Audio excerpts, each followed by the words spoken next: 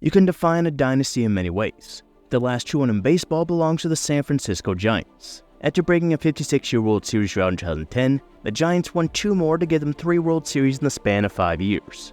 Not winning these in dominant fashion like dynasties of the past, and finding the core players who could get the job done. So let's see how the Giants became MLB's latest dynasty. Totally sports-esque. Major League. The end of the 2000s were not a great time for the Giants. Bruce Bochy replaced Felipe Alou in 2007, which was the notable year where Barry Bonds would become the controversial all-time home run king. But there was one thing missing from the Bonds era of the Giants, and that was a World Series title. They did win the NL pennant in 2002, but they blew a 5-run lead in the 7th of Game 6, then lost Game 7 the next night. And despite Bonds injecting his way to more monster seasons after this, the Giants could never get back to that point. They would finish the year with a record of 71-91, their first 90-loss season since 1992. And after the season, they announced they had no intentions of re-signing Barry Bonds. Neither did any other team, as Bonds would finish his career in 2007 as a Giant.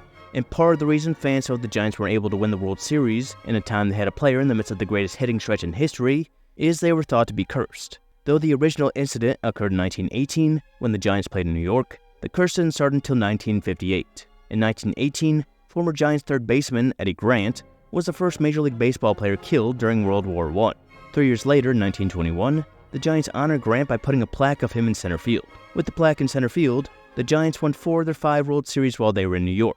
But in 1957, after the Giants controversially announced their decision to move to San Francisco, then played their final game at the Polo Grounds and in New York, fans invaded the field following the game, and the plaque of Eddie Grant was lost in the midst of it. Upset fans in New York placed a curse on the Giants, saying they would never win the World Series again, as all their luck was in New York. And over the next 51 years in San Francisco, the Giants would lose the World Series 3 times. That being in 1962 to their old crosstown rivals in the Yankees, the 1989 World Series to their new rival in the A's, and in 2002, as just mentioned. Meanwhile, their biggest rival in the Dodgers, who lost 11 World Series while based in Brooklyn and won only 1, would have 5 titles in this time. The Giants were approached many times about replacing the plaque, but refused because they wanted to keep the team separate from their time in New York. But in 2008, a new plaque was installed on the tower in right field, and despite the move, it didn't result in immediate luck. 2008 would bring their second straight 90-loss season, and after signing Barry Zito to the largest contract in history for a pitcher prior to the 2007 season for $126 million over 7 years, the contract was already proving to be a disaster. In 2008, he went 10-17 with a 5.15 ERA, even being moved to the bullpen at one point. So as a whole, the Giants were about at rock bottom for them. They were on the verge of possibly recording 90 losses for the 3rd straight season, and were hurting financially as a result of the Zito signing. But at the same time, this rock bottom period unknowingly gave them crucial pieces for their unexpected future success. The one bright spot from 2008 was their 2006 first-round pick from Washington in Tim Lincecum. In just his second season, the man they called the Freak went 18-5 with a 2.62 ERA and 227 innings, while leading the league in strikeouts at 265, while also leading in FIP, hits per 9, and K per 9. This let him become the second Giant to win the Cy Young. So while their highest-paid pitcher was underperforming, they had a young pitcher who was now the ace. Lincecum was the start of the Giants, nailing their first pick 3 years in a row. In 2007, they selected a left-handed pitcher out of South Caldwell High School named Madison Bumgarner. And the next year, they would select the 2008 Golden Spikes Award winner from Florida State named Buster Posey. Instead of using their minor league talent to bait teams into trades, they were going to focus on developing their talent, something they hadn't done much of in the past. Before drafting Lincecum in 2006, the Giants had just one first-round pick become an All-Star in the 25 years prior, that being Matt Cain, who they drafted in 2002. And something unique about these World Series winning teams is that most of their players were homegrown talent. But before they would get there, Bruce Bochy had to lead the Giants into a productive year. They had never had 3 straight 90-loss seasons, and it was highly unlikely that Bochy would survive a third. And with a young team and a few veterans such as Randy Johnson, who gave him 3 Cy Young winners in the rotation, as Johnson would notch his 300th win, the Giants would surpass expectations. They were in the wild card race for much of the year, but would end up losing it to the Rockies as they finished 3rd in the NL West. But they still won 88 games, huge improvement from the previous year, as Pablo Sandoval made huge strides in what is considered his second season, hitting .330 with 25 home runs. Buster Posey and Madison Bumgarner would make their debuts, as Matt Cain made the All-Star team, and the starter in that game was Tim Lincecum, who for the second straight year won the Cy Young, after pitching 225 innings, compiling a 2.48 ERA, a league-leading 7.4 WAR, 261 strikeouts, and the most complete games and shutouts, a season that was a huge stepping stone and saved Bruce Bochy's job. And with a rotation and bullpen full of homegrown developed talent like Kane, Lincecum, Bumgarner, Sergio Romo, and Brian Wilson, and promising young players and veterans in the lineup, the question was, could the Giants finally achieve the sustained success they've been longing for? To go along with their homegrown talent, going into 2010, they signed Mark DeRosa and Aubrey Huff, and re-signed Juan Uribe and Benji Molina.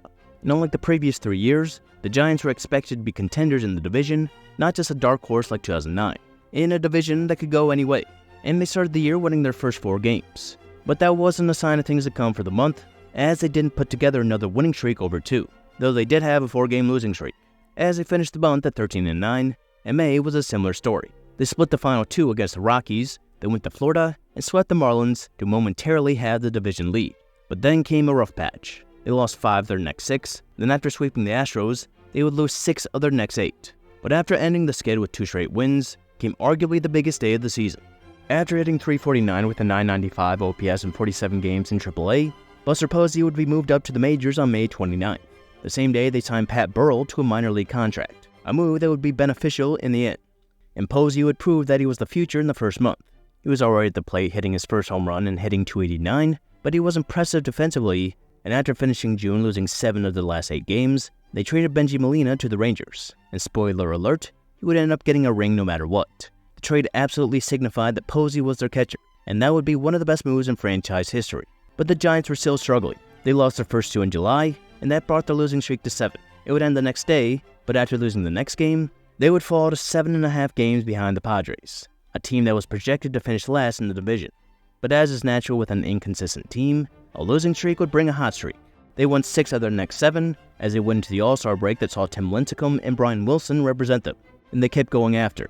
To finish out July, they went 12-4, in a month where Buster Posey earned his starting spot, hitting .418 with 7 home runs. And after going down 7.5 games a few weeks prior, the deficit was now at just 1.5. As Pat Burrell would hit a game-winning home run on July 31st, they picked up Ramon Ramirez and Javi Lopez at the trade deadline, 2 underrated moves in the long term. And after winning their first 2 in August, the deficit was at just 1 game. But again, the cool team showed up after. They would lose 4 of their next 5 series, and a part of the reason for that is for the first time in his career, Tim Lincecum started to struggle. In August, he would lose 5 games and post a 7.82 ERA. And at the same time the Giants were struggling, the Padres were getting hot, extending their lead to the second highest it would be at 6.5 games. But just a few days prior to it getting to that point, the Giants prevented the Padres from getting Cody Ross, another later important move. It wasn't that big of a deal then, but after the lead was at 6.5, the Padres turned into who they were expected to be.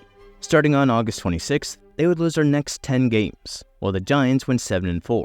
And in almost a blink of an eye, they were down just 2 games. And it stayed that way as they went to a 4-game series against the Padres in San Diego, and the Giants would take 3 out of 4. And now things were tied after the Giants were once down 7.5 games. The Padres and Giants would trade who was in first almost every day over the next 2 weeks, but the X factor was the Giants pitching. That was historic. For 18 straight games, they gave up 3 runs or less. The last team to do that was the 1917 White Sox. That streak ended when they gave up 10 in Coors Field on the 25th, but they gave up 2 or less for the rest, as they won their last 4 games for a September ERA of 1.78, the lowest in a month in over 40 years.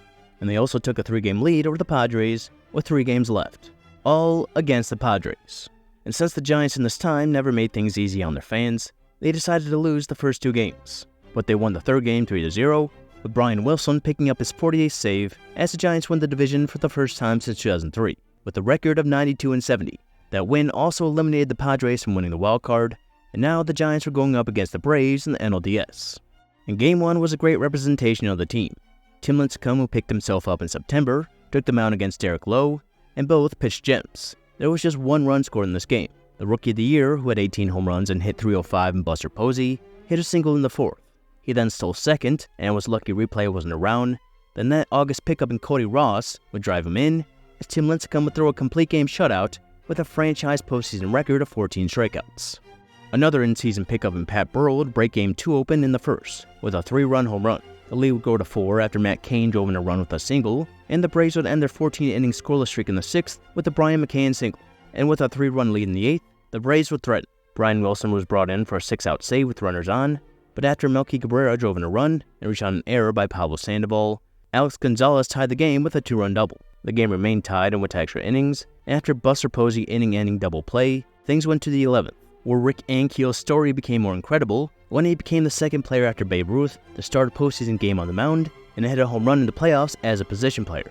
This one going into McCovey Cove, where only Barry Bonds had hit one in the postseason, as the Braves would win 5-4 to tie the series.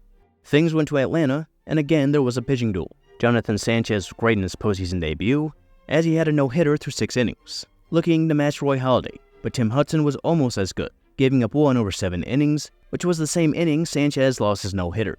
He lasted 7.1 innings, and in his place was set-up man Sergio Romo, and with the righty in, Bobby Cox countered with the lefty Eric Hinsk, and it paid off when he hit a home run just inside the foul pole to give the Braves a 2-1 lead, and out came rookie Craig Kimbrell looking to close things out. He retired Ross, but walked Travis Ishikawa. Then he responded with a strikeout. With 2 outs, Freddie Sanchez kept things going with a single, prompting Cox to put in Michael Dunn, who gave up the game-tying single to Aubrey Huff. This was obviously in 2010, because Cox then made another move to bring in Peter Moylan, and it seemed that he did his job when he got the Rookie of the Year to hit a grounder. But the ball went through Brooks Conrad's legs, this being his 3rd error of the game that brought in a run, and was the decider as Brian Wilson would close things out. So now they were 1 win away from getting to where they couldn't in 2003. In Game 4 brought the birth of postseason Bumgarner, going up against Derek Lowe. The Braves would strike first with a Brian McCann sac fly in the 3rd, and like Sanchez, Lowe took a no-hitter into the 6th, but that ended with a Cody Ross solo home run. However, McCann drove in a 2nd run the next inning with a home run. Lowe came out in the 7th after striking out 8 with runners on, and he would lose his chance to win after Juan Uribe and Cody Ross drove in runs to take back the lead. Javi Lopez escaped a jam in the 8th that Brian Wilson closed things out as Bumgarner picked up his first postseason win, and the Giants picked up their first postseason series win since 2003, and what would end up being Bobby Cox's final game. The Giants had the better record and home field advantage in the NLDS, but things were not in their favor in the NLCS, as they were going up against the back-to-back NL champions who won it all in 2008 in the Phillies. Game 1 gave us an incredible pitching matchup as Tim Lincecum was up against Roy Halladay in Philly. Halladay's first hit and run of the postseason came in the 3rd when he gave up a solo home run to Cody Ross. But the Phillies tied things with a Carlos Ruiz solo home run in the bottom half. And once again in the 5th, Ross hit a solo home run. Clear that he was in the midst of an unprecedented hot streak. And that lead grew to 3 with hits from Posey, Phillies legend Pat Burrell, and Juan Uribe. But a 2-run home run by Jason Worth cut the lead to 1. Lincecum and Halladay pitched 1 more inning, both going 7, and it was Brian Wilson who recorded a 4-out save to give the Giants a huge Game 1 win. Game 2 saw the Phillies score in the 1st off Jonathan Sanchez, and Roy Oswalt would no-hit the Giants through the first 4 innings. Then in the 5th, Cody Ross hit his 3rd home run of the series to break up the no-hitter. And what's crazy is in 3 straight games, Ross broke up a no-hitter with a home run. But the Phillies took the lead in the bottom half and extended the lead to 5 in the 7th as they went on to win 6-1, with Oswalt throwing 8 and striking out 9. Things went back to San Francisco, with the Giants glad they at least took 1. And it was another great pitching matchup. Cole Hamels was going up against Matt Cain, and they were both dominant through 3, but the Giants broke through in the 4th, and of course it was Cody Ross who drove in a run with a single. The Giants added 2 more in the 4th and 5th, and after Cain shut out the Phillies over 7, Javi Lopez and Brian Wilson joined them as they won 3-0 to go up 2-1. And Game 4 saw postseason Bum's second chance, and he went up against Jonathan Blanton, and the Giants got to him first, scoring 2 over the first 3 innings, both runs driven in by Posey. But the Phillies broke through in the 5th, scoring 4 runs off Bumgarner and Santiago Casilla, who relieved him. But as was expected, the Giants responded with the run in the bottom half. Then in the 6th, a Pablo Sandoval double would give them the 5-4 lead. Javi Lopez came out in the 8th after pitching the 7th and gave up a double to Ryan Howard. Sergio Romo came in and gave up the game-tying double to Jason Worth, but he calmed down and got the next 3. The Giants couldn't score, and neither could the Phillies on the top of the 9th. And in came Roy Oswalt on 2 days rest. With 1 out, Posey got his 4th hit of the game, which put Huff at 3rd. Then the veteran Juan Uribe would drive him in with a sac fly, and now the Giants had a commanding 3-1 lead. Game 5 was a rematch of the great Game 1 pitching matchup, and again the Giants scored first, this time in the 1st with the Buster Posey groundout. But the Phillies got to Lincecum in the 3rd, thanks to a strange bunt play with Roy Halladay that should have been ruled foul, and an error by Aubrey Huff and a Placido Polanco single, as the Phillies scored 3 runs. The Giants did respond with a Cody Ross RBI double in the 4th, but couldn't score again as Jason Worth would hit a home run, and Brad Lidge would pick up the save to send things back to Philly. When they got back there, both teams had trouble driving in runners in what should have been a very high-scoring game. The Phillies struck first in the first off Jonathan Sanchez with a Chase Utley double and a Jason Worth sac fly, but the Giants got to Roy Oswalt in the third, who again was pitching on 2 days rest. Aubrey Huff drove in a run, but not Andres Torres, who was thrown out, then scored on a Placido Polanco error. In the bottom half, benches cleared after Utley and Sanchez exchanged words after Chase Utley flipped the ball back to Sanchez. There were no ejections, but Sanchez was taken out after, being lucky to just give up 2 runs. Jeremy Affeldt came in and retired the next 6 Phillies over 2 innings, and Roy Oswalt and the Giants bullpen that included Bumgarner would continue to work out of James, leaving things tied at 2 going into the 8th. And with a young, homegrown team, the veterans were huge. In the 8th, Juan Uribe hit a home run off Ryan Madson to give the Giants a lead, and as was commonplace in the series, a starter came out of the bullpen. This time, it was Tim Lincecum, and it wasn't great. He struck out Worth, but gave up singles to Raul Ibanez and Shane Victorino. Brian Wilson then came in and got a double play on 1 pitch with a Carlos Ruiz line drive caught at first. Brad Lidge escaped a loud top of the 9th, and out came Brian Wilson, who got into trouble after walking Jimmy Rollins with 1 out. We got Placido Polanco to ground into a force out at second, and a Chase Utley walk brought up Ryan Howard with runners on first and second. The count went full, and as the runner shook off, we got Howard looking to send the Giants back to the World Series for the first time in 8 years. As Cody Ross celebrated winning NLCS MVP, the World Series was a matchup of one team who never won and one who hadn't won in a long time. When the Giants moved to San Francisco, the Rangers weren't even a franchise yet. Technically, they became one in 1961 as the Washington Senators, then 11 years later, they moved to Texas. And almost 40 years later, they were in the World Series, after beating the Rays and the Yankees. The Giants received home field advantage because the NL won the All-Star game, but even with their 92 wins, they were the better team. And it showed itself in Game 1, in a game they weren't accustomed to. Just like Game 1 of the NLCS, Tim Lincecum went up against a former Cy Young winner, this time Cliff Lee, and it didn't go as expected. The Rangers scored in the first and second with the Vlad Guerrero single and an Elvis Andrus sac fly, but as they continued to do, the Giants came back. In the third, Freddie Sanchez's double and Buster Posey's single drove in 2 runs to tie things, and after a quiet fourth, the Giants exploded in the 5th. Lee was pulled from the game after giving up 4 hits, 3 runs, and a walk. Darren O'Day came in, and Juan Uribe stayed hot, with the 3-run home run for a 6-run 5th. The Rangers would add 2 in the 6th, which Lincecum didn't make it out of, and even with the 3-run 9th, the Rangers weren't in it, as they ended up losing 11-7. And that offense that hadn't been too explosive kept exploding in Game 2, but it came late. Matt Cain and C.J. Wilson were on the mound, and only 1 run was scored through 5, with an Edgar Renteria solo home run. 1/2 inning after Gravity said "F*** you" to Ian Kinsler and didn't give him a home run. Cain continued to escape jams, and the Giants added a run in the 7th with the Uribe single. Matt Cain pitched 7.2 innings and didn't give up a run, and spoiler alert, this was the end of his playoff run, where he pitched 21.1 innings and didn't give up an earned run, possibly the Giants' MVP of the playoffs. And there was no doubt that he was going to get the win when the Giants scored 7 runs in the 8th as they won 9-0 to go up 2-0. Things went to Arlington for the first time in World Series history, and Game 3 was a home run party. Kobe Lewis went up against Jonathan Sanchez, and the Rangers got to him first with a 3-run home run in the 2nd from Mitch Moreland. And Sanchez wouldn't make it out of the 5th after Josh Hamilton would hit a solo home run. Kobe Lewis gave up solo home runs to Cody Ross and Andres Torres, but he was still excellent as Naftali Feliz pitched a perfect 9th for the first World Series win by a Texas team as the Astros were swept in 2005, which wasn't going to happen here. And while Posey's and Bumgarner is really good, there's one bum that's better than all the bums, and that's World Series Bumgarner, and he was birthed on Halloween in 2010.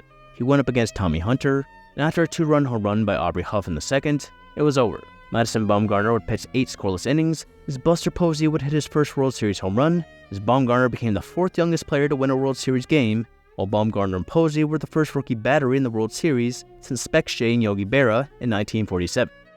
Game 5 gave a rematch of Game 1 on the mound, and this game was what Game 1 was supposed to be. With the season on the line, Cliff Lee was great, and with the Giants looking to end their drought, Lincecum was also great. Both kept the game scoreless through 6, allowing a combined 5 hits. But the biggest threat came in the 7th. Cody Ross and Juan Uribe led off the inning with singles, and for the first time in his entire career, Aubrey Huff laid down a bunt, and it was perfect. And up came Pat Burrell, with runners on 2nd and 3rd, and for the 10th time in the series, he struck out. And that brought up the veteran Edgar Renteria. A World Series veteran, he was the last batter of 2 World Series, one better for him than the other. But on a 2-0 count, Renteria had the 2nd biggest hit of his career, and the biggest home run. This was a 3-run home run that put the Rangers up by 3. That 3-run lead didn't last long, as Nelson Cruz broke an 18-inning scoreless streak with a solo home run. But Lincecum didn't allow another, and after a 1-2-3-8, the Giants were just 3 outs away. Natter Felice finished 2 scoreless innings and came to league save leader in Brian Wilson. And against the heart of the order, he was perfect. He struck out Hamilton, got Vlad Guerrero to ground out, then on a full count, he struck out Nelson Cruz to give the Giants their first World Series since 1954, ending the drought and the curse of Coogan's Bluff. While veterans and young players had clutch hits and incredible performances like Cody Ross, a World Series MVP Edgar Renteria, the story of this October run was the Giants' pitching. It really dates back to September with that historic run, and it continued in the playoffs. Of their 11 wins, 9 of those saw them give up 3 runs or less, and just like September, their pitching in the World Series was historic. The 2010 Giants were the first team since the 1966 Orioles to shut out a team twice in the World Series, with the Orioles doing so 3 times. And that team was just a preview of what was to come. Even though they weren't the most talented, they knew how to win when it mattered, recording timely hits from players you may not expect, with their homegrown pitchers doing the same, along with small acquisitions, who ended up being huge. A team that was unlikely to win it all was also unlikely to keep going. If there's one thing this dynasty suffered from, it's championship hangover, and it was injuries that made the biggest impact. But what 2011 did, just like the few years prior to 2010, is build a better foundation. After Aubrey Huff came into spring training out of shape, the Giants added Brandon Belt to the opening day roster, and he would go up and down from the majors to the minors as Aubrey Huff would struggle throughout the season. And another player drafted by the Giants would come up after the Giants finished at 500 in April, and that was Ryan Vogelsong, who replaced an injured Barry Zito. While Vogelsong was drafted by the Giants, this was all the way back in 1998 in the 5th round. He did make it to the majors in 2000, but struggled, going to the Pirates before going to Japan. Then 13 years after he was drafted, he came back to the Giants and will make an impact. And there was yet another important call-up a month later, and that was Brandon Crawford, out of UCLA in 2008 in the 4th round. He made his way up, and like Brandon Belt, he went up and down from the majors and the minors throughout the year. His debut was on May 26th, but it was what happened the day prior that changed everything. In a May 25th game, the Marlins and Giants were tied at 6 in the 12th when a fly ball was hit that sent Scott Cousins home looking to score. And when he got there, he collided into Posey, legal at the time, and what would end up being the game-winning run. But immediately, Posey was in pain, with Cousins being the first to check on him. In the aftermath, it would turn out that Posey fractured his fibula and tore ligaments in his ankle, which then ended his season. And this was a play that not only changed the Giants' season, it also changed baseball history, a rule that became known as the Buster Posey Rule, or Rule 7.13, that says a runner attempting to score may not deviate from his direct pathway to the plate in order to initiate contact with the catcher or anyone covering home. Basically saying you can't do what Pete Rose in 1970 and Scott Cousins in 2011 did. Obviously, neither of these two were intending to hurt Ray Fosse or Posey, and Posey made sure everyone knew that it wasn't intentional. Either way, the season was over for Posey, and that would naturally hurt the team, especially late in the season. As the Giants sent 5 players to the All-Star game with Tim Lincecum, Matt Cain, Ryan Vogelsong, Brian Wilson, and Pablo Sandoval, they held a 3-game lead, and they would remain in that range through July, which prompted them to make a big move at the trade deadline to bolster their offense without Posey by trading for Carlos Beltran.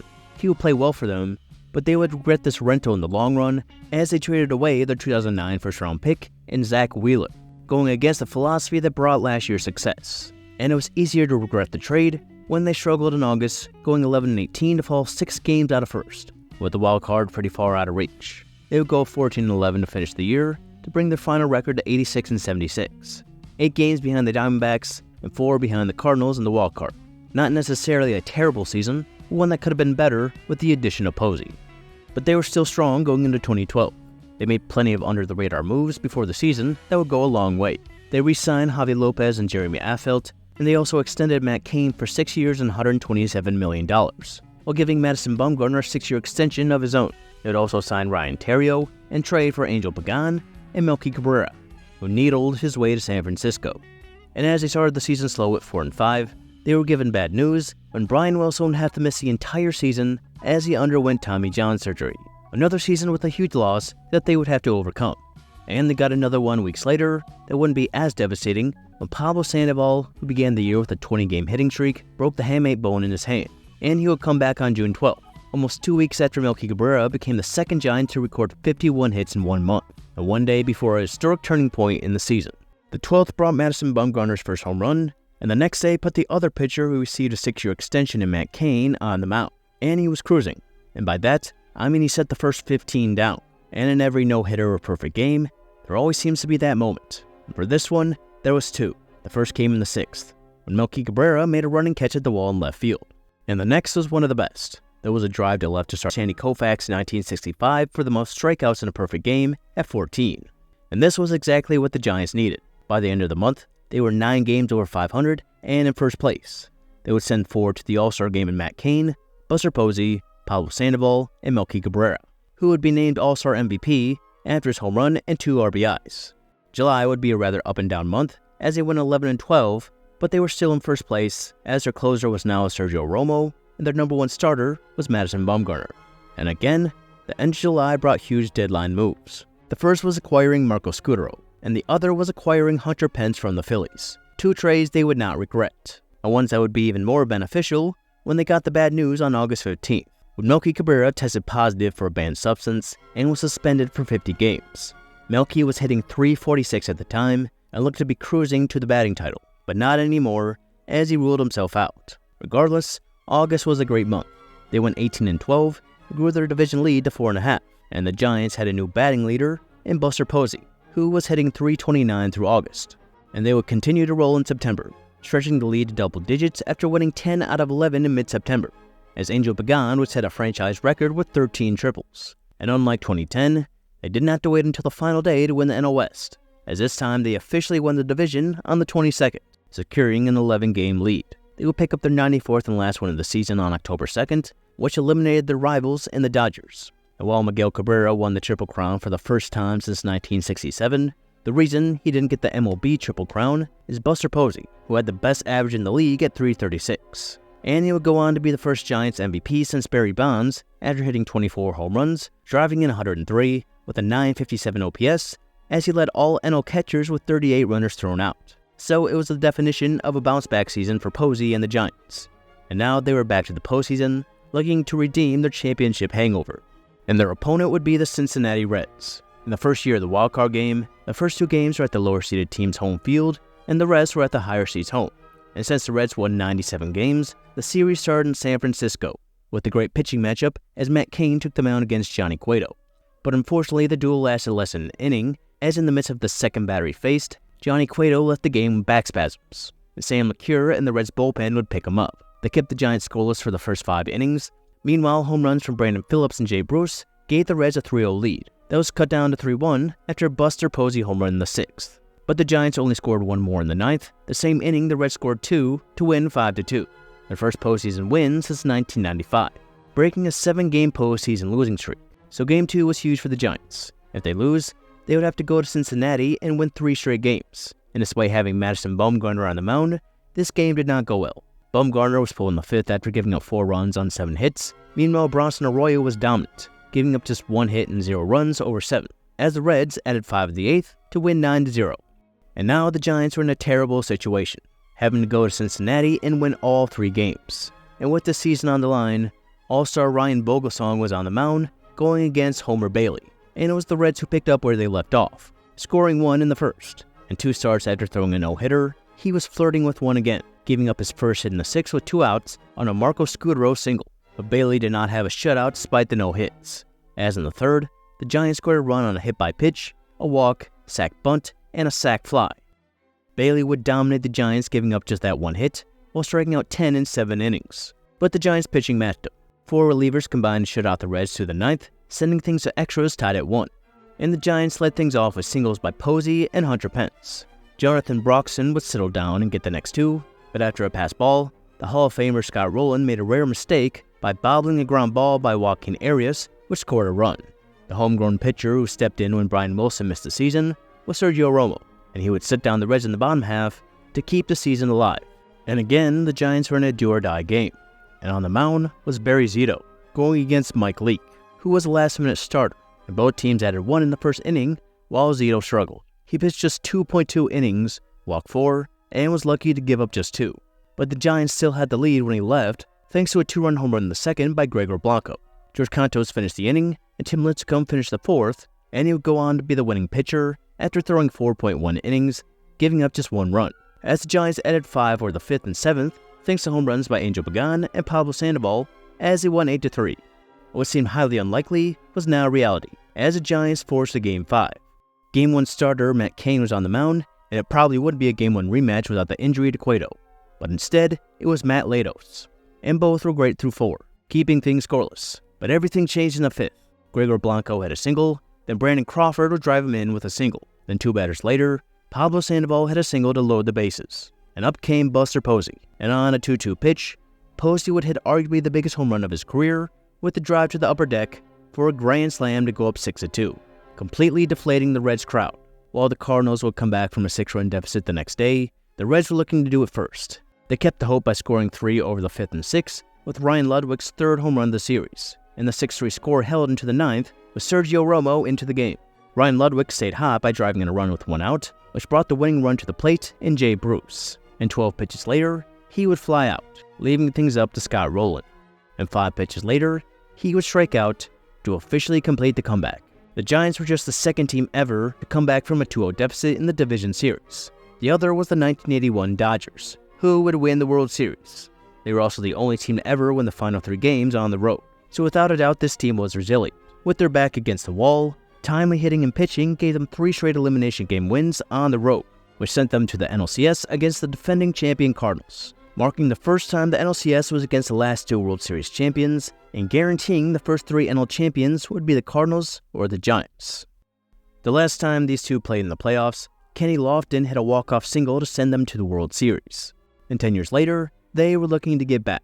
Game 1 did not go as planned, as Madison Bumgarner had the worst playoff start of his career, giving up 8 hits and 6 runs over 3.2 innings. The Giants would score 4 in the 4th to try to do what the Cardinals did in the NLDS, but they couldn't complete the comeback to go down 0-1.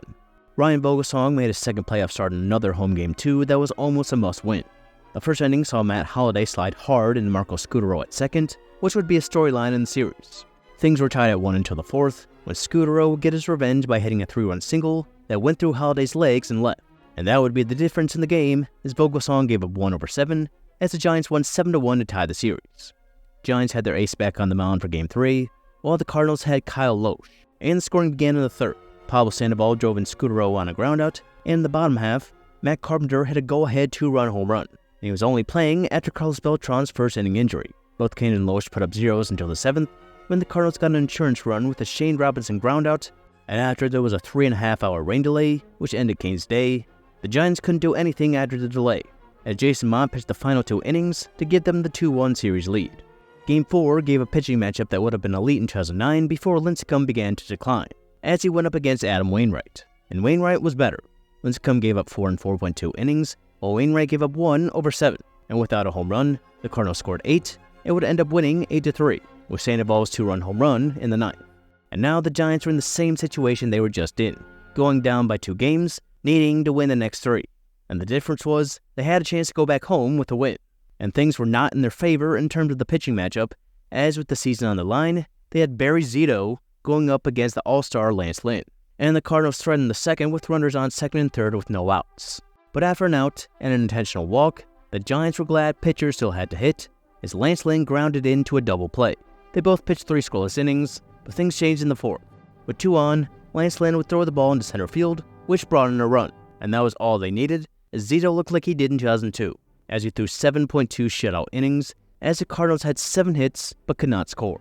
And again, the Giants won an elimination game, and this time, they were going back home for the final 2 games. Ryan Vogelsong matched up against Chris Carpenter in what would be his final game, and the Giants kept rolling with a run in the 1st. Brandon Belt led off the 2nd with a triple, then Brandon Crawford was intensely walked by his future team with 1 out. Bringing up the pitcher, Vogelsong would hit a chopper that Pete Kozma misplayed to bring in a run. Then Marco Scutaro would double in a run, and Pablo Sandoval singled in a run. Carpenter would give up 5, with just 2 of those earned. With 10 unearned runs in the series by Cardinal pitching, that was the most in NLCS history. Vogelsong, however, was great, giving up just 1 earned run over 7, with a career-high 9 strikeouts, as the Giants won 6-1 for their 5th straight elimination game win, and now they were in their 2nd do-or-die game. And the do-or-die game was a Game 3 rematch with Matt Cain and Kyle Loesch, and it was a similar story to start. Sandoval drove an Angel Pagan on a groundout in the 1st, and despite getting runners on 2nd and 3rd in the 2nd, the Cardinals could not score. and for the third game in a row, a Giants pitcher drove in a run, with a Matt Cain RBI single, and that led to the third, where Loesch led the bases after 2 hits and a walk, and in came Joe Kelly. And in a strange play, Hunter Pence made contact 3 times, causing the ball to knuckle its way past Pete Kozma, and after John Jay's misplay, 3 runs scored. The bases were then reloaded 2 batters later, and Crawford and Began would hit into fielder's choice to bring in 2 more, and that would be the game as they went up 7-0. Even though the Cardinals bullpen shut them down for 5.2 innings before giving up 2 in the 8th, the Cardinals could not score, as Sergio Romo got Matt Holliday to pop out to Marco Scutaro to secure the Giants' second pennant in 3 years. For the Cardinals, this was reminiscent of the '96 NLCS, where the Cardinals also blew a 3-1 lead and were outscored 32-1 in the final 3 games. This time, they were only outscored 20-1, but this was nothing Giants fans had ever seen, as it marked the first time in Giants history that they won a Game 7, losing the previous 5 dating back to Game 7 of the 1912 World Series, as the Giants matched the 1985 Royals by winning 6 elimination games in one postseason. It's just like 2010, an end-season pickup won NLCS MVP, as it went to Marco Scutaro, and their next opponent was the Detroit Tigers, returning to the World Series for the first time since 2006, and they were in a similar situation. They beat the same teams they did in 2006 in the A's and the Yankees, only in reverse order, and both times they swept through the ALCS, and during their long break, the NL team, that being the Cardinals in 2006, played a competitive 7-game series. But this 2012 Tiger team was more talented. They had a prime Justin Verlander, and the one who finished behind him in strikeouts, and Max Scherzer. And they had the AL MVP who won the Triple Crown in Miguel Cabrera, with Prince Fielder protecting him. Thus marked the first time since 1988 where the 2 MVPs matched up in the World Series. And despite the break, the Tigers were still the big favorites. But it didn't seem that way in Game 1. The Giants scored first in the first, when Pablo Sandoval hit a solo home run off Justin Verlander. And while the Tigers couldn't score off Barry Zito, Sandoval hit his second home run off Verlander. This is a 2-run home run that made things 4-0. Verlander would pitch just 4 innings, giving up 5. And in the 5th, with Al Albuquerque in, Sandoval had plenty of chances to make history, and he wouldn't wait, as he would hit his 3rd home run of the game in the 5th, joining Babe Ruth, Reggie Jackson, and Albert Pujols as the only players to hit 3 home runs in a World Series game. Sandoval wouldn't become the first to hit 4 in a World Series game, but the Giants still held on, as Zito gave up 1 in 5.2 innings, as the Giants won 8-3, as 3 Cy Young Award winners pitched in this game, the first time since Game 3 of the '83 World Series.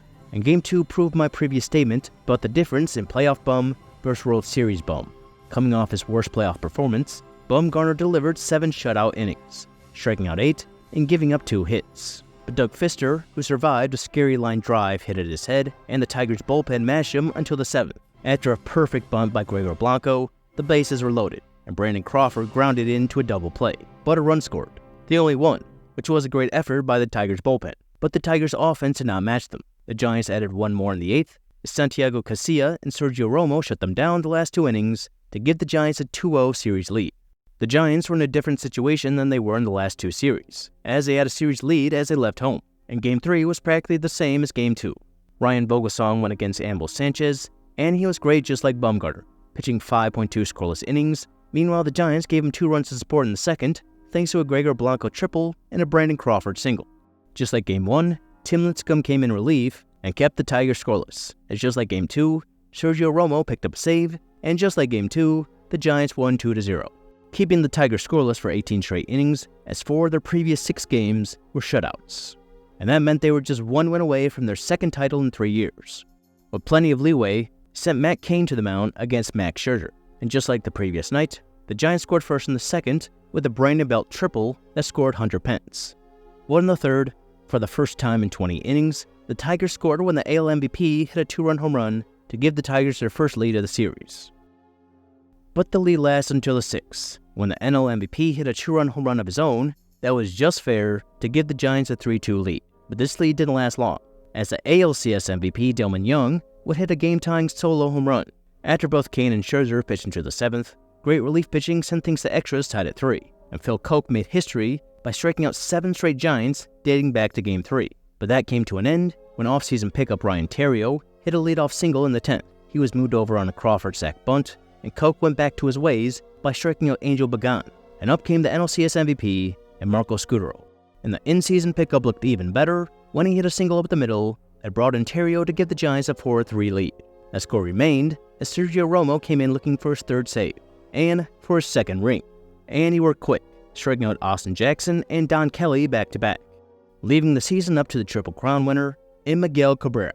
He fell down 1-2 before Romo threw a ball and Cabrera fouled off a pitch. Romo was known for almost exclusively throwing his slider, and with 2 strikes on Cabrera, everyone thought that was coming, except Romo and Posey, as he took a risk and threw a fastball right down the plate to strike out Cabrera looking, and for the second time in 3 years, the Giants were World Series champions. The difference between the run in 2010 and 2012 was the amount of elimination games, with 2012 seeing them play 6 and winning each one, while they played 0 in 2010. And you have to mention the 2010 experience, regardless of the elimination games, for why they were able to handle having their backs to the wall and prevailing each time, going on the second longest playoff win streak in one postseason at 7, behind the 2004 Red Sox and 2005 White Sox, with the 2019 Nationals later joining. And just like 2010, the pitching is the big story.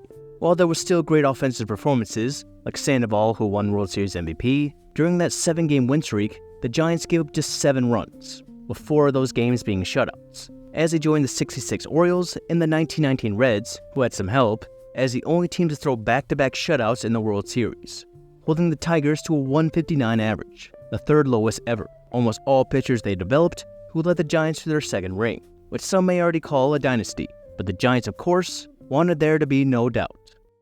And they had reason to be confident as they continued to build on their core. They re-signed Jeremy Affeldt to a 3-year deal, just like they did with Marco Scutaro. They re-signed Angel Pagan to a 4-year contract, and re-signed Andres Torres after he left last year. And they avoided arbitration with Jose Mijares, Hunter Pence, Gregor Blanco, and Buster Posey by signing them to 1-year deals. They also avoided arbitration with Sergio Romo by signing him to a 2-year deal, and before opening day, Buster Posey agreed to an 8-year contract. So again, they were building off players they believed in for years to come. But again in 2013, they suffered from championship hangover. It didn't start out too bad as they were still competitive early on. They were just 1.5 games out as they went 29-25 through May. But for a day or event that you can look back on as a turning point, it was on May 20th, when one of their many 2012 postseason heroes, and Ryan Vogelsong, injured his pinky while up to bat. Vogelsong was not good at all up to that point, but you obviously don't want to lose him, and they suffered another injury days later as Angel Pagan would tear a tendon in his hamstring, sidelining him for 12 weeks. 2 key losses that led to their first month under 500 in June, where they went 10-17, and after they would be no-hit by Homer Bailey on July 2nd, they were 4 games back, a deficit that grew to 6.5 11 days later when they were involved in another no-hitter, this time on the side they wanted to be on, as on July 13th, Tim Lincecum turned back the clock and threw 148 pitches to throw a no-hitter against the Padres, striking out 13 as he threw the second most pitches ever in a no-hitter. And though the Giants sent 4 to the All-Star game, things did not get better. After going 8-17 in July, the Giants faced a double-digit deficit, and after another under 500 month in August, the deficit grew to 20 games. And 5 days after Yusmeiro Petit was 1 out away from throwing a perfect game, the Giants were eliminated from postseason contention, assuring the 21st century still didn't have a back-to-back champion. And with this, the Giants focused on next year, as Hunter Pence became the first Giant since they moved to San Francisco to play all 162 games. He signed a 5-year extension, and one of the franchise players in Tim Lincecum signed a 2-year contract to avoid free agency. So they moved on to 2014, and the best thing they had going for them is 2014 was an even year, and so far in the decade, the evens have been better than the odds. Prior to that even year, they did not exercise options on Barry Zito, Andres Torres, and Ryan Vogelsong, but they would agree to a 1-year contract with Vogelsong later that month. They also added more veteran presence by signing Tim Hudson for 2 years, re-signing Javi Lopez for 3, and Michael Morris for 1, while also avoiding arbitration with Gregor Blanco, Yusmeiro Petit, Tony Abreu, and Brandon Belt. So they were obviously trying to avoid a repeat of 2013, while the Dodgers were the clear favorites to win the division. And they got off to a great start, going 17-11 in April, as they were in first, and despite Brandon Belt injuring his thumb on May 9th and missing 6 weeks, the Giants held the top spot for a while. As Madison Bumgarner was having his best season, the Giants' lead grew to 7 games by the end of the month, and a week later, it would grow to 10. Then came a cold streak. In their final 18 games of June, they went 4-14, and with a span of 3 weeks, their 10-game lead was down to just half a game, as Joe Panik made his way up from AAA.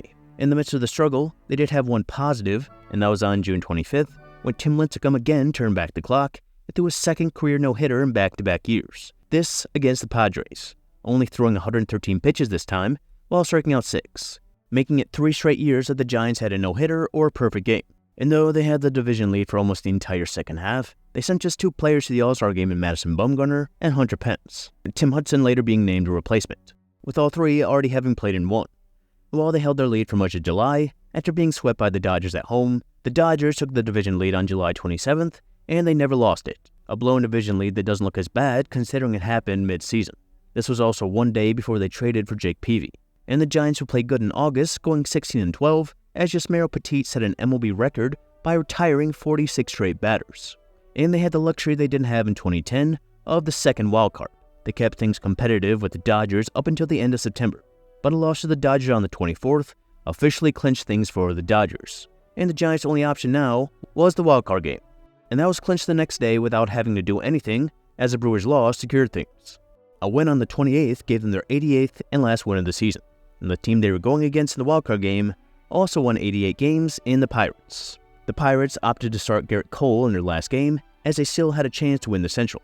But they lost, and for the second straight year, they were in the wildcard game, with Edison Volquez going instead of Cole. And this is the moment where postseason Bum became just as good as the mighty World Series Bum. Despite not having their ace, Volquez was dealing through 3 innings, giving up no runs like Bumgarner, who only needed 28 pitches. But the Giants threatened in the 4th. They loaded the bases with 2 hits and a walk, and up came Brandon Crawford, and he proceeded to become the first shortstop in postseason history to hit a grand slam. Every position, even a pitcher, had hit one before, but not anymore. A home run that deflated the loud PNC Park crowd, and with the way Bumgarner was pitching, it seemed that things were over. Volquez lasted until the 6th, where the Giants extended their lead to 5. That would go to 8 by the 8th, which was also the only inning that the Pirates threatened, with runners on the corners.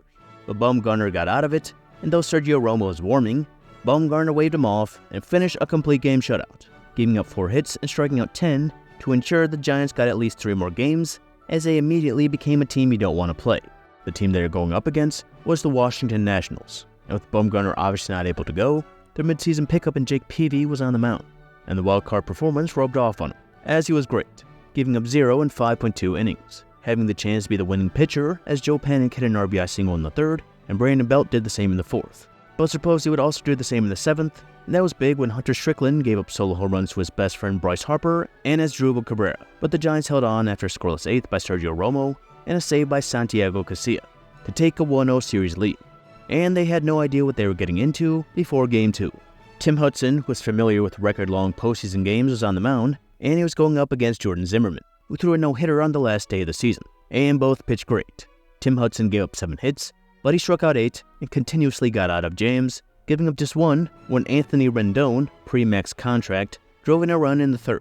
But Hudson was bested by Zimmerman, who kept the Giants scoreless for 8.2 innings with 6 strikeouts, retiring 20 straight at one point. But in the 9th with 2 outs, Zimmerman walked Joe Panik, causing Matt Williams to take him out of the game for Drew Story, which was the moment the Giants were waiting for.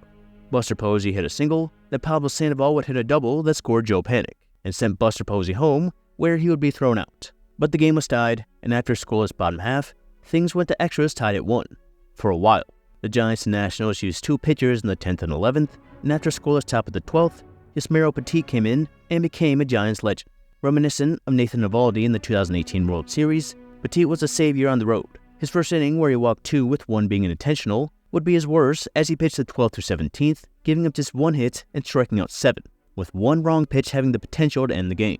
And 4 Nationals relievers would match him, that is until things went to a place only Game 4 of the 2005 NLDS went, that being the 18th inning. And on the 8th pitch in the 2nd inning of work, Tanner Roark gave up a home run to Brandon Belt, the 3rd run in 18 innings. And 2-1 was the score as Hunter Strickland came in looking for the save. After getting 2 outs, then giving up a walk, as the clock went past midnight, he got Jason Worth to line out, ending the game 6 hours and 23 minutes after it started, marking the longest playoff game ever at the time. So the Giants did the opposite of what they did in 2012, by winning the first 2 games, this time on the road. And they had reason to feel very good, as Bumgarner was on the mound for a match of Game 2 of the 2012 World Series, as Doug Fister was on the mound for the Nationals. And just like that game, both were putting up zeros, going through the 6th inning. But the Nationals threatened in the 7th. Ian Desmond and Bryce Harper let off as singles, and Wilson Ramos tried to bunt them over. And on Bumgarner's throw to 3rd, he threw it down the left field line, bringing in 2 runs. As Asdrubal Cabrera drove in Ramos for an unearned run, Bryce Harper would hit his 2nd home run in the 9th, as Bum got fistered, as the Nationals won 4-1. And after 2 below-average seasons, Ryan Vogelsong was back on the mound in the postseason for the Giants, going against Gio Gonzalez. Vogelsong seemed to save his best for the postseason, as he gave up just 2 hits and 1 run over 5.2 innings, and thanks to a bases-loaded walk and ground out in the 2nd, he had a chance to be the winning pitcher. But that all disappeared in the 7th, when Bryce Harper drove in his 2nd run with his 3rd home run of the series off his best D, Hunter Strickland. This one into the Cove, a home run that Strickland would remember more than anyone. By the end of the 7th, Strickland had the chance to be the winning pitcher after the bases were loaded with 1 out. And with Pablo Sandoval up, Matt Thornton would throw a wild pitch, and while trying to intentionally walk Sandoval, he threw another. But this time Posey was thrown out. Sergio Romo would throw a perfect 8th, then after pitching around Harper with 2 outs, Santiago Castillo would get Wilson Ramos a ground out to give the Giants their 3rd NLCS appearance in 5 years. And they went up against the team making their 4th straight NLCS appearance in the Cardinals. A 2012 rematch that guaranteed the first 5 NL champions of the decade would be the Cardinals or the Giants. And with the way things turned out, the Giants had the luxury of getting Bum on the mound in Game 1. And he was going against the Cardinals ace and Adam Wainwright, and after the Giants scored 3 runs over the 2nd and 3rd, it was over. Bumgarner threw 7.2 innings, striking out 7, as Romo and Casilla pitched the final 1.1 innings for a 3-0 win in Game 1. Game 2 was what Game 1 had the potential to be, as it was a back-and-forth affair. Jake Peavy took on Lance Lynn, and Peavy would only last 4 innings, giving up 4 hits and 2 runs along the way with his 76 pitches. And in Lynn's final 1.2 innings, the Giants managed to tie things, then took the lead in the 7th on a Gregor Blanco single. But the lead didn't last long, as Oscar Taveras would hit a pinch hit solo home run. And 1 inning later, Matt Adams gave the Cardinals the lead with a home run. Trevor Rosenthal came in looking for the save, but he couldn't get it. As with runners on 1st and 2nd with 2 outs, Joe Panik walked on a wild pitch that brought in a run, and again the Giants were saved by a wild pitch. Before the 3rd straight inning, a Cardinal lefty hit a solo home run, this being Colton Wong off Romo, which would end the game. As for the 3rd straight time, the Giants were tied at 1-1 in the NLCS. And Game 3 would almost be a repeat of Game 2. The Giants jumped on John Lackey early, with 4 runs in the 1st thanks in part to strong winds. And you couldn't count out the Cardinals as they began to chip away, cutting the lead in half in the 4th, and cutting it to 0 with Randall Grichuk's solo home run in the 7th. Both bullpens would keep things scoreless to send things to extras tied at 4. Javi Lopez and Romo pitched a scoreless 10th, and in came Randy Choate for the Cardinals, in to face 2 of the next 3 lefties. And that would be a mistake. He walked Brandon Crawford, gave up a hit to Juan Perez, and looking to move the runner over, Gregor Blanco laid down a bunt. Choate picked it up, and he would chuck it into the bullpen, as Brandon Crawford would come home to score to give the Giants a 2-1 lead. Game 4 saw the scoring start early, as Ryan Vogelsong could not keep up his strong postseason play, giving up 7 hits and 4 runs in 3 innings. And Shelby Miller wasn't great either, giving up 3 over 3.2 innings, but he gave the Cardinals the lead that lasted until the 6th. Gregor Blanco drove in a run on a fielder's choice, then Joe Panik's ground out tied the game. Then Buster Posey's single would drive in 2, 5 Giants relievers would get the last 9 outs, and now the Giants were 1 win away from another pennant. The Cardinals came in looking to do what the Giants did to them in 2012, needing to get this road win then go back home. And in their way was Madison Bumgarner, again going up against Wainwright. And the Cardinals finally got to him, scoring 1 on a John Jay double in the 3rd. And the Giants waited until Game 5 to hit their home runs. The first coming from Joe Panik, who hit a go-ahead 2-run home run in the 3rd. But the Cardinals regained the lead with home runs of their own from Matt Adams and Tony Cruz. And both aces settled down. Wainwright didn't give up another run after the home run, striking out 7 over 7 innings. And despite those 2 innings, Bumgarner was strong, pitching 8 innings, not giving up any after the 4th, but the Cardinals were still winning when he came out. That changed quick. On the 3rd pitch from Pat Neshek, their offseason pickup in Michael Morse would hit a game-tying solo home run. The Giants went down in order after, and Casilla and Jeremy Affeldt escaped a loud top of the 9th. Into the game came Michael Wacha, his first appearance since June. Luckily, there was no pressure, as it was just the entire season on the line. And it looked like he hadn't pitched since June, as he gave up a single to Pablo Sandoval. He calmed down and got Hunter Pence, but then would walk Brandon Belt on 4 pitches. And that brought up Travis Ishikawa, an unsung player who returned to the Giants after playing on the 2010 team, and playing on 4 teams in between.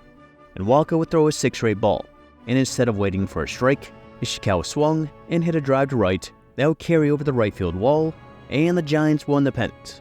As John Miller immediately said, the moment was reminiscent of one of the biggest home runs in baseball history, known as a shot heard around the world, hit by Bobby Thompson in 1951 to give the Giants the pennant over the Dodgers.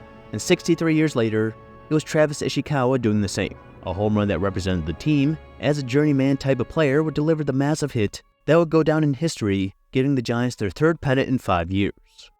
The 2014 Giants were similar to the 2010 team, in that every game except the wildcard game was close, and they somehow found a way to win. And they were facing a team that was also finding ways to win when they really shouldn't, as the first time since 2002, a series that the Giants were in. It was 2 wildcard teams in the World Series, as the Royals topped the 2012 Giants with 8 straight wins to make it in to mark the first time 2 teams with less than 90 wins were in the World Series. Though there was a sweep in the ALCS, unlike 2012, both teams had to wait before Game 1. This allowed both teams to start their aces in Game 1, that being Madison Bumgarner, and while the Royals' aces were really in the bullpen, their number 1 was James Shields. And Shields was not sharp, giving up 3 in the first thanks to a Pablo Sandoval double and a 2-run home run from Hunter Pence. And Bumgarner came out and began the series that cemented him as maybe the best World Series pitcher ever. The Royals really only threatened once in the third when they loaded the bases, but Bumgarner got out of it.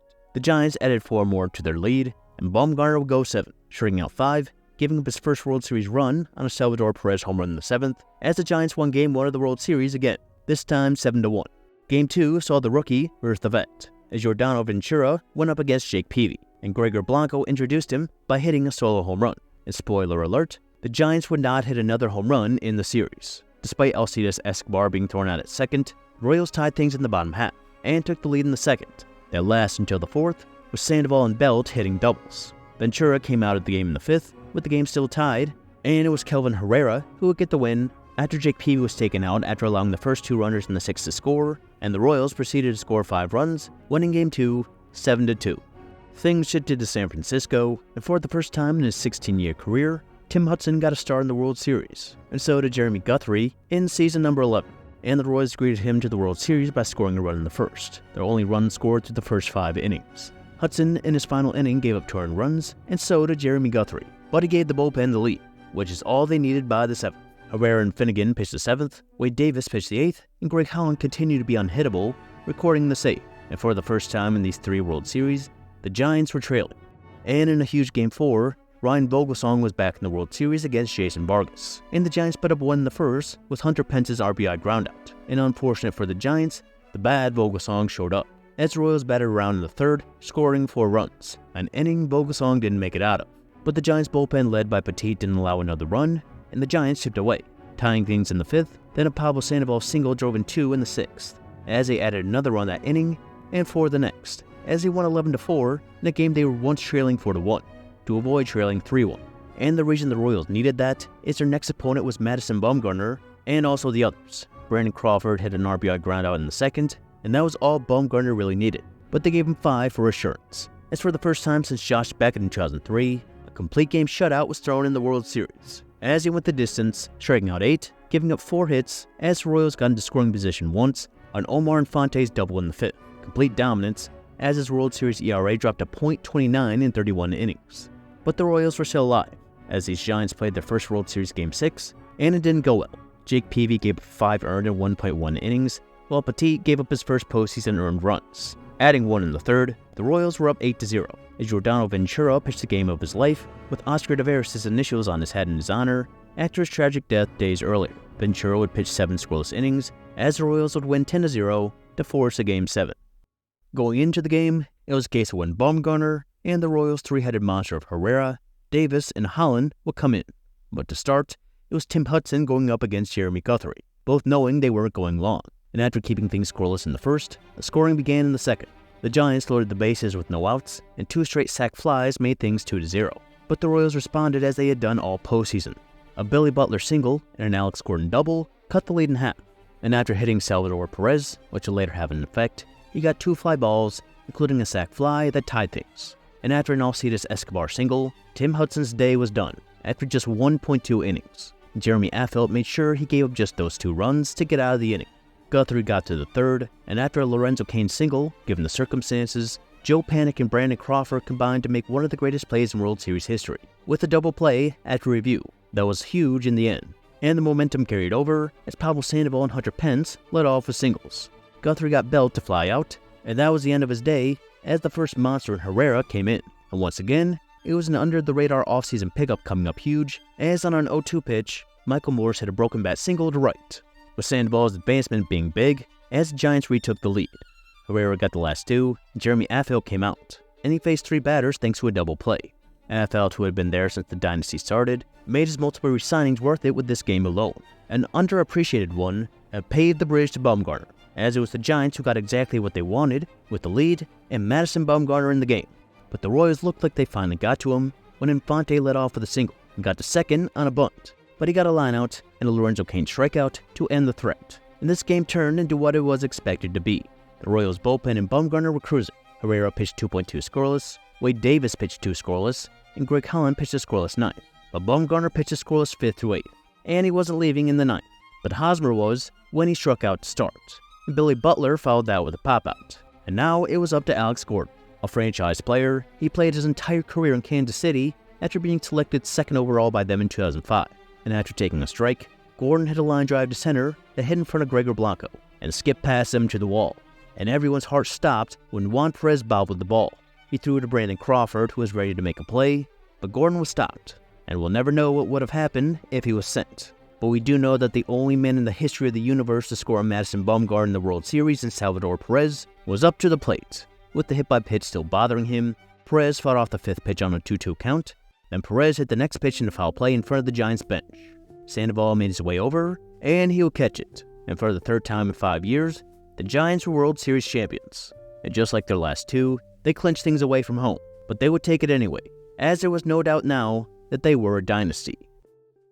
While in the previous 2 postseasons you could debate who was the Giants MVP, this time there was no doubt. Madison Bumgarner threw a complete game shutout in the wildcard game that pitched 22.2 innings in the NLDS and NLCS, giving up just 5 earned runs. Then he arguably had the greatest pitching performance in a World Series, giving up 1 run in 7 innings in Game 1, pitching a complete game shutout in Game 5, then on 2 days rest, pitching 5 shutout innings in Game 7, as he received NLCS and World Series MVP honors. After 21 innings in this World Series, giving up just 1 run, Bumgarner's career World Series ERA was at an insane .25. Every dynasty needs a reliable pitcher that can count on, with the late 90s Yankees dynasty having Andy Pettitte and Mariano Rivera. In 2014, Bumgarner was the best of both, and even in his 2 prior World Series starts in 2010 and 2012, he pitched a combined 15 innings, giving up 0 runs. In the World Series and the winner-take-all wildcard game he pitched in during those 3 years, he threw 45 innings and gave up 1 run. Of course, he's had a few bad playoff starts, but everything else overrides it. He would also throw a complete game shutout in the 2016 wildcard game after the Giants had more championship hangover and odd-year misfortune in 2015. Then they returned in 2016, and the only thing more powerful than the 2010's Giants in an even year was the 2016 Cubs, who beat them in 4 games in the NLDS, which ultimately was the end of this era. But it was an era in Dynasty different than any period in Giants history, and one of the most unique dynasties in baseball history. You can argue that winning 2 World Series in a short time span makes a team a dynasty like the Astros now, who also continuously compete and make deep playoff runs. But winning 3 in a 5-year span with the same core makes it impossible to argue. Not including the Yankees, who on 3 different occasions won 4 World Series in a row, the 2010's Giants did what only 4 teams in baseball history had done, with 3 World Series in a 5-year span. The Philadelphia A's and the Red Sox did so during the 1910s, the Cardinals did from 42 to 46, and the A's three-peated from 72 to 74. And a difference between these dynasties and the 2010s Giants, and even the late 90s Yankees, is the amount of playoff games these teams had to play. The A's still had to win 3 straight ALCS, but every team prior to the 1969 Mets just had to win the World Series. Part of the reason there was less parity. Bill James had a system for determining dynasties, because of course he did, and of the ones he determined to be dynasties, only the 63 through 71 Cardinals had a larger share of seasons during a run that contributed 0 points to the dynasty. And while it was easier to make the playoffs in the Giants' time, it was also harder to win it all. There were 9 players who played on all 3 of these teams, though Matt Cain missed the 2014 World Series and Javi Lopez didn't have an opportunity in the 2012 World Series. Of these 9, 6 were drafted or signed and developed by the Giants, with all 6 also becoming All-Stars, with Tim Lincecum winning 2 Cy Youngs and Buster Posey winning an MVP, a dynasty most similar to the A's of the 70s. Winning 3 World Series that developed core players like Reggie Jackson, Peter Blue, Catfish Hunter, Gene Tennis, and Raleigh Fingers. And the Giants had the foresight to extend these players early, and just as important in their runs were their pickups. The 2010 and 2012 NLCS MVPs didn't even start the season on the Giants, not to mention players like Angel Pagan, Michael Morse, Andres Torres, Jake Peavy, and even Hunter Pence. It was a perfect blend of young players who were ready for the moment, and the right amount of veterans and role players who saved the best for these runs. And they were led by a veteran manager who kept his experience and sabermetric-led moves in his giant head, with the 2009 season that saved his job and was the building block for the dynasty that led to 3 World Series as Coogan's Bluff looked on from hundreds of miles away all 3 times. Hopefully you like this video, and if so, please consider liking and subscribing for new videos every week. Thank you.